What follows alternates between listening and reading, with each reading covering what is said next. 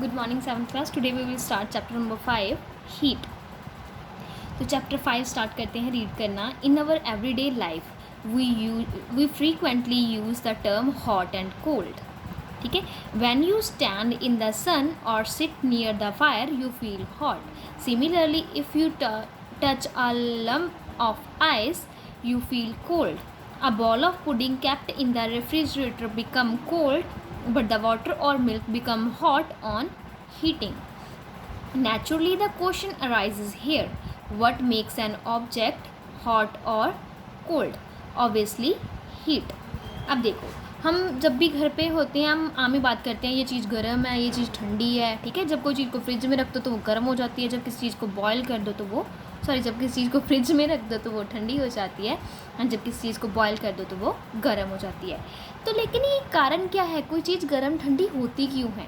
तो क्यों होती है? Because of heat.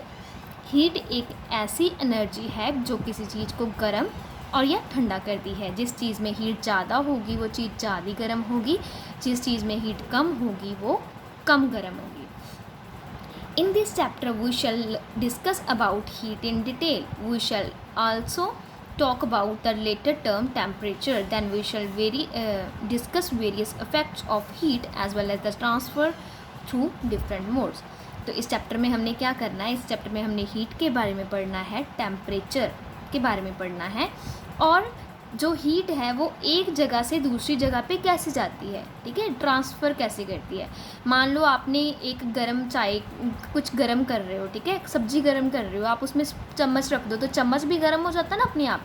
तो हीट आपकी सब्जी में से चम्मच की तरफ जाती है ना, तो वो ट्रैवल कर रही है, तो ट्रांसफ़र कर रही है वो एक से दूसरी चीज़ जगह पे, जहाँ एक यूटेंसिल से एक बर्तन से दूसरे बर्तन में या एक चीज़ से दूसरी चीज़ में. तो वो कैसे एक जगह से दूसरी जगह मूव करती है हीट, वो भी हम इस चैप्टर में पढ़ेंगे. ठीक है. तो सबसे पहले हम हीट पढ़ते हैं. What is heat? Heat is a form of energy. Energy होती है, जैसे हमने पढ़ा है ना, लाइट एनर्जी है. ठीक है. Similarly heat is also energy. Heat is the form of energy which causes sensation of warmth or cold of an object.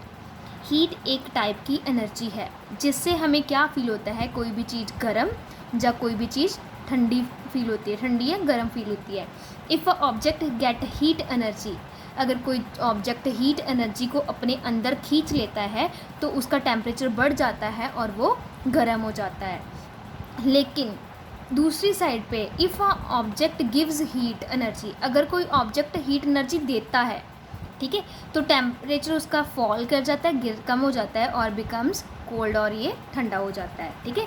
तो हीट एनर्जी क्या है? Heat energy heat is energy है जो हमें कोई भी चीज़ को गर्म या ठंडा होने का कारण बनती है.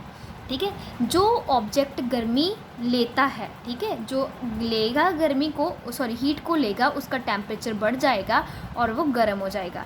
लेकिन अगर कोई ऑब्जेक्ट हीट छोड़ेगा तो छोड़ने के कारण उसका टेम्परेचर कम हो जाएगा और वो ठंडा हो जाएगा. ठीक है. Heat is also called thermal energy. Heat को थर्मल एनर्जी भी बोलते हैं. ठीक है. हीट का अदर नेम क्या है? Thermal energy. The sun is the main source of heat. सबसे मेन सोर्स ऑफ हीट कौन सा है हमारे पास? सन.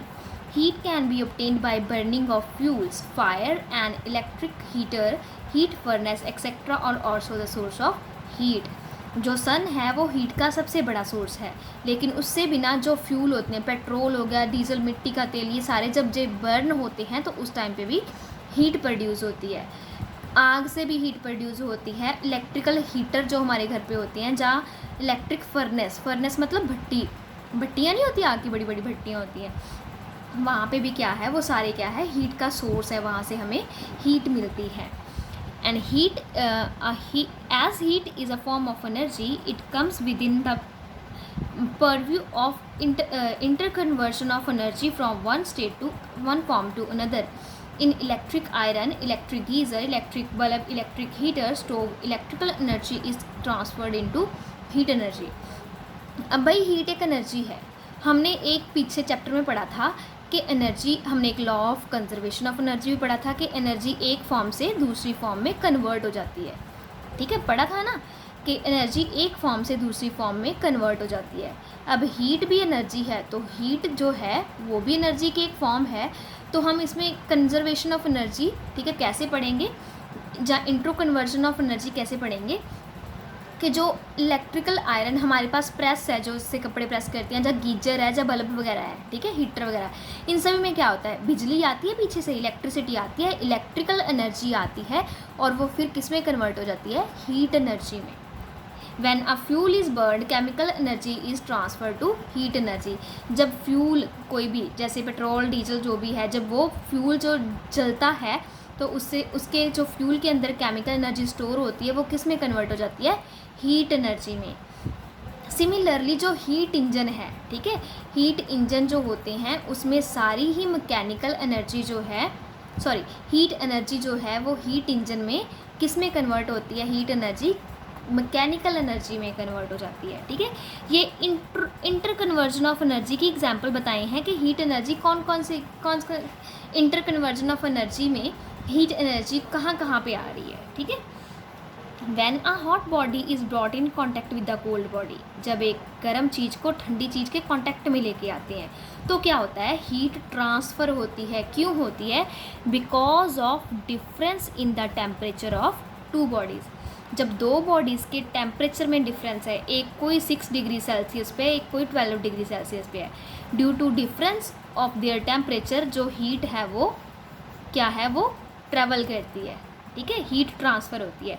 अगर दोनों ही सेम टेम्परेचर पे हो ना, मान लो एक ये 6 डिग्री सेल्सियस पे है और दूसरी भी 6 डिग्री सेल्सियस पे, दोनों का सेम टेम्परेचर है, फिर हीट ट्रांसफ़र नहीं करेगी, फिर हीट नहीं ट्रांसफ़र करेगी। हीट तब ट्रांसफ़र करती है जब दोनों बॉडीज़ का टेम्परेचर अलग अलग होता है। Due to difference in temperature heat क्या है, वो ट्रांसफ़र करती है। Thus, heat energy is transferred from one body to another body due to temperature difference between them. Due to this reason, heat energy is generally referred as energy in transit. क्योंकि वो temperature के difference के कारण वो travel करती है, इसलिए heat energy को क्या कहते हैं, एनर्जी इन ट्रांजिट, ठीक है। आगे यूनिट ऑफ हीट आ गई। जैसे हमने पढ़ते हैं ना, हर चीज़ की हम यूनिट्स पढ़ते हैं। हीट की यूनिट क्या होती है, हीट एक एनर्जी है जिसकी SI यूनिट है, जो मैकेनिकल एनर्जी की यूनिट है वही हीट एनर्जी की यूनिट। एनर्जी सभी की यूनिट सेम होती है, चाहे वो हीट एनर्जी है या मैकेनिकल एनर्जी है। तो इसकी एनर्जी की यूनिट क्या होगी, जे मतलब जाउल, ठीक है। और दूसरी यूनिट क्या है, दूसरी यूनिट है कैलोरी। हीट की first unit SI unit joule है, लेकिन एक और यूनिट है कैलोरी, ठीक है। ये सिर्फ हीट एनर्जी की होती है, ये मैकेनिकल एनर्जी की यूनिट नहीं होती कैलोरी। ये जाउल जो है वो मैकेनिकल की भी होती है, वो हीट की भी होती है, लेकिन जो कैलोरी है वो सिर्फ हीट एनर्जी की यूनिट है। कैलोरी क्या है, a commonly used unit of heat energy is calorie and it's symbol is CAL, कैल, ठीक है। तो कैलोरी भी इसकी एक यूनिट है, कॉमन हम ये यूज़ करते हैं commonly. 1 calorie is the amount of heat energy absorb and release when the temperature of 1 gram of water is raised bye 1 degree Celsius, ठीक है। अब देखो मेरे पास 1 ग्राम वाटर है, 1 ग्राम वाटर है, उसका टेम्परेचर 6 डिग्री सेल्सियस है। मैंने उसके टेम्परेचर को 1 डिग्री सेल्सियस इंक्रीज़ करना है, सॉरी 7 डिग्री सेल्सियस करना है। 1 डिग्री सेल्सियस इंक्रीज़, पहले 6 था अब 7 करना है, 1 डिग्री सेल्सियस इंक्रीज़ करना है।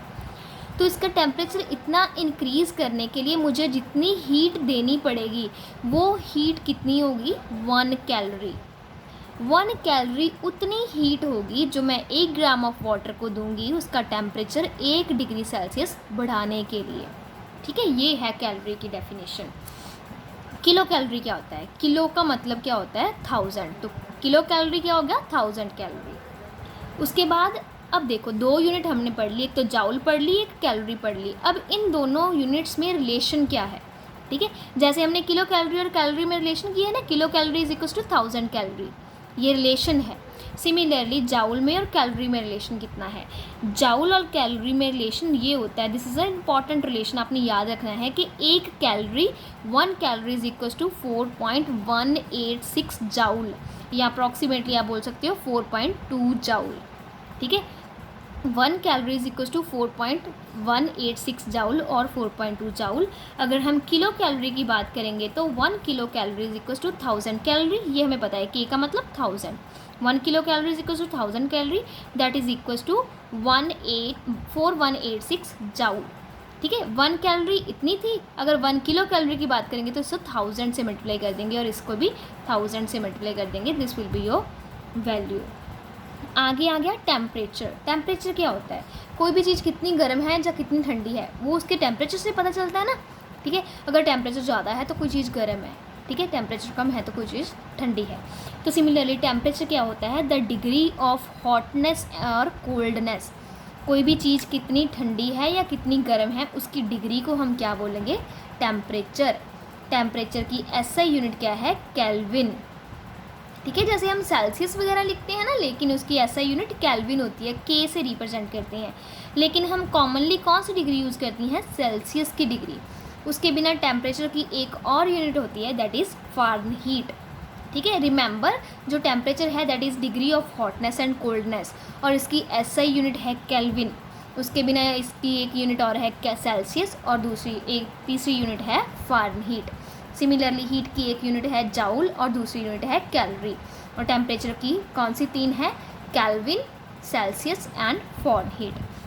ओके बच्चा, your work is to read this pages again, और अगर कुछ नहीं समझ आता देन डू कॉन्टेक्ट मी।